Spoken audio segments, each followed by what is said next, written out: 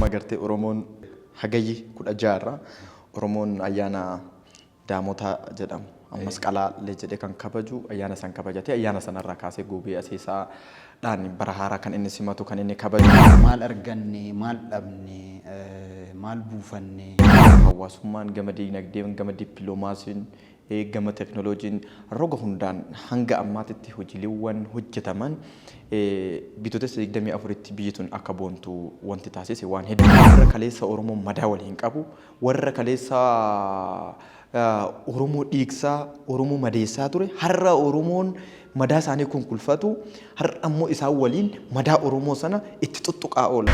Osoo ooleen bulin wanta har'a irra jirru kanarra geenye inni guddaan maal inni rakkinni suni.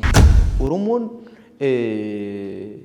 rakkoo keessoo isaa furachuuf Oromoon diina waliin hiriiroon isaan barbaachisu.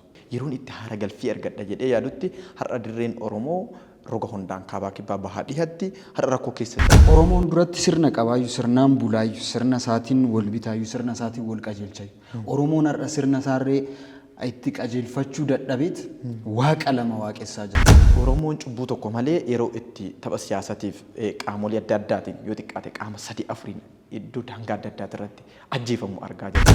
Jibbiinsan yookaan immoo diinummaadhaan seenaa bara dheeraa warri waliin qabu marii waliin taa'uufi jedhama. Qaamni hundumtuu silaa dhaabbatee of ilaale yoo ilaalame uummata kanaaf keessuma diina waliin mari'achuu dura waliin mariitu dursa.